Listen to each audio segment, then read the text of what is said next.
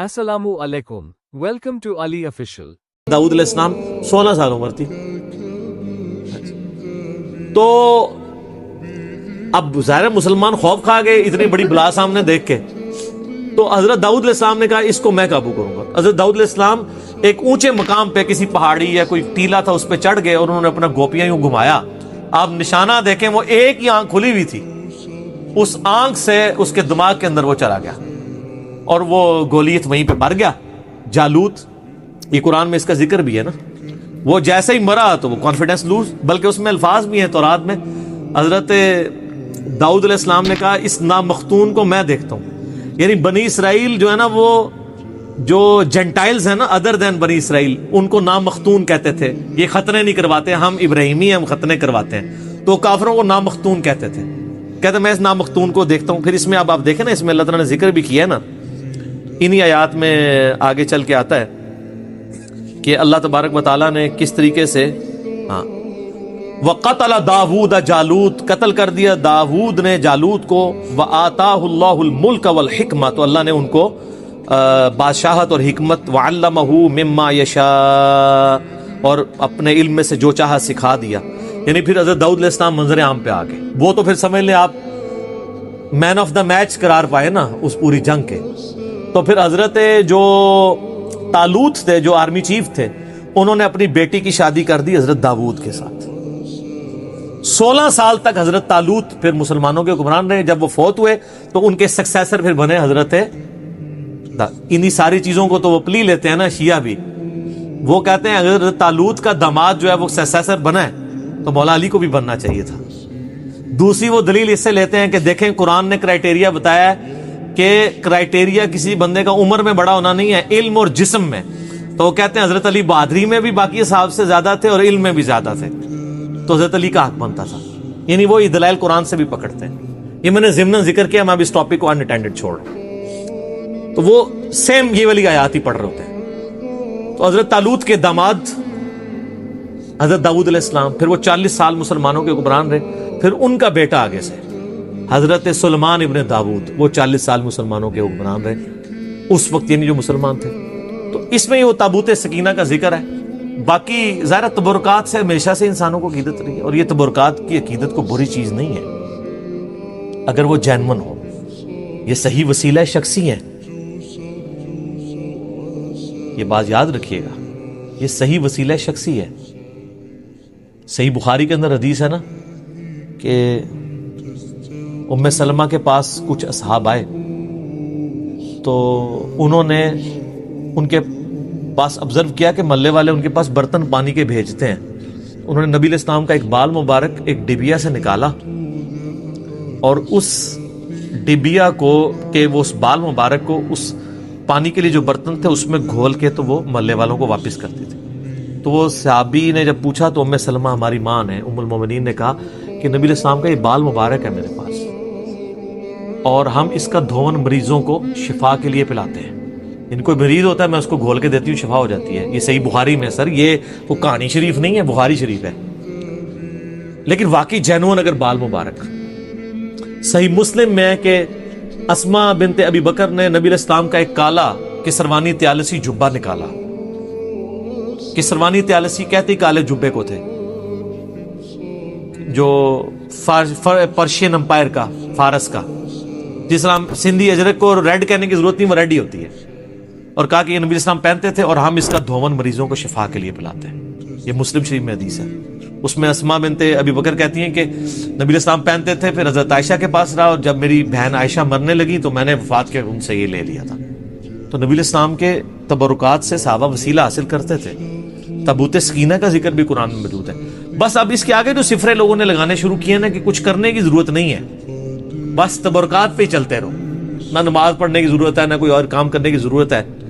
تو سر پھر تبرکات, جن کے پاس کعبہ تھا وہاں پہ بھی جب برے کام آئے تو اس تبرک نے کوئی فائدہ تو نہیں دیا.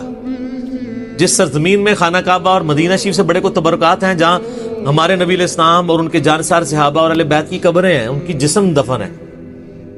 آپ دیکھ رہے ہیں وہاں پہ, کل میں وہ ٹی وی پہ دیکھ رہا تھا, اور رات فتح علی نے بھی, اور وہ خبروں میں سن رہا تھا, اور پتہ نہیں کون کون سے آپ کے موسیقار وہاں پہ جا کے وہ جو ہے وہ راتیں لوگوں کی برباد کر رہے ہیں ادھر جا کے. وہاں پہ کلب کھل گئے ہیں, سب کچھ ہونا شروع ہو گیا. تو وہ برکتوں کا تو کوئی فائدہ نہیں. دنیا پہ قدر ایفرٹ ہے, برے کام کریں گے نتائج آخرت میں بھگتیں گے, دنیا میں بھگتے نہ بھگتے. دنیا میں اللہ نے آپ کے ذمہ کیا کہ آپ نے دین کو اسٹیبلش کرنا ہے. تو تبرکات کا فائدہ تبھی ہے جب کرتوت بھی ٹھیک ہو, ورنہ تبرکات سے کچھ بھی نہیں ہوگا. ہاں کرتوت ٹھیک ہو, تبرکات کا وسیلہ ضرور پیش کریں آپ, اس کا فائدہ ہوتا ہے. لیکن جو جعلی تبرکات ہیں نا سر, ہم ان کو نہیں مانتے. یہاں تو نبی علیہ السلام کو چھوڑتے انہوں نے بزرگوں کے تبرکات بنائے ہوئے ہیں. آپ کشف المحجوب میں ابو الحسن خرقانی والا چیپٹر کھولیں ہیں تذکرۃ الاولیاء میں, وہ کہتے ہیں جی بازید بستامی جو ہے وہ خلیفہ ہیں امام جعفر صادق کے, اور ابو الحسن خرقانی خلیفہ ہیں بازید بستامی کے. اور کہتے ہیں محمود غزنوی نے جب یہاں پہ حملہ کیا تو وہ اس کے حملے ناکام ہوتے تھے, تو ابو الحسن خرقانی کا کرتا اس کے پاس موجود تھا. ایک دن اس نے کرتا پکڑ کے اس کرتے کے وسیلے سے دعا کی تو محمود غزنوی کو فتح ہو گئی. سبحان اللہ. اچھا, وہ کہتے ہیں فتح ہو گئی تو رات کو ابو الحسن خرقانی خواب میں آئے. انہوں نے کہا تو نے میرے کرتے کی اتنی کم قیمت لگائی ہے, ذرا گال سننی کہانی. میں تے کہانی جتھے بھی لبے گی تو میں کٹ کے برے ماراں گا. یہ بریلوی دیوبندی دونوں تذکرۃ الاولیاء چھاپ رہے ہیں. نقشبند سلسلے کے بابا جی ہیں ابو الحسن خرقانی, بازید کے خلیفہ. تو ان کا حضرت کیسے, ان کا تو اگر یہ کرتا پکڑ کے یہ کہتا نا کہ قیامت تک اس سرزمین پہ کوئی کافر نہ بچے, سارے مسلمان ہو جائیں, تو اس کرتے کی برکت سے سارے مسلمان ہو جاتے. یار یہ اگر کہانی چلتی تھی تو اسما بنت ابی بکر جو کالا تیالسی جبہ نکال رہی ہیں جو صحیح مسلم میں آتا ہے, تو یہ قادسیہ اور یرموک لڑنے کی صحابہ کو ضرورت کیا تھی؟ قادسیہ میں رسول اللہ کا کرتا لے جاتے اور دعا کرتے, وہ سارے مسلمان ہو جاتے. اگر نبی کے کرتے سے نہیں ہو رہے تو آپ کے بنائے ہوئے جو آپ نے خود نام دے دیے ان بزرگوں کو, ان کے ناموں کے ساتھ تبدیلیاں آ جانی ہیں. وہ جی وہ بازید بستامی جو ہے نا, وہ ہر وقت چہرے پہ نقاب رکھتے تھے, کیونکہ جس گلی سے گزر جائیں لوگ دیکھ کے کلمہ پڑھ لیتے تھے. ہاں اور سارا سی یہ کہانیاں خود سنان دے رہے ہیں. اچھا, اس کا مطلب وہ لوگوں کو مسلمان مرنا نہیں دیکھنا چاہتے تھے. اچھا میں پوچھتا ہوں, اللہ کے نبی کو بچپن سے لے کے جوانی کی عمر تک ابو لہب نے, ابو جہل نے دیکھا ہے, انہوں نے تو کلمہ کو نہیں پڑھا.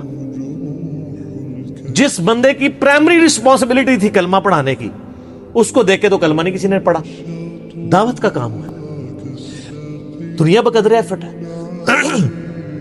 وہ جی وہ ایک فلاں بزرگ, یہ تو کئی بزرگوں کے بارے میں, ایک انبڑ بندہ چلا گیا, انہوں نے کہا جی میرے پیچھے نماز پڑھنا, دائیں طرف سلام پھیرا, سارے حافظ ہو گئے, بائیں والے سارے ناظرہ ہو گئے.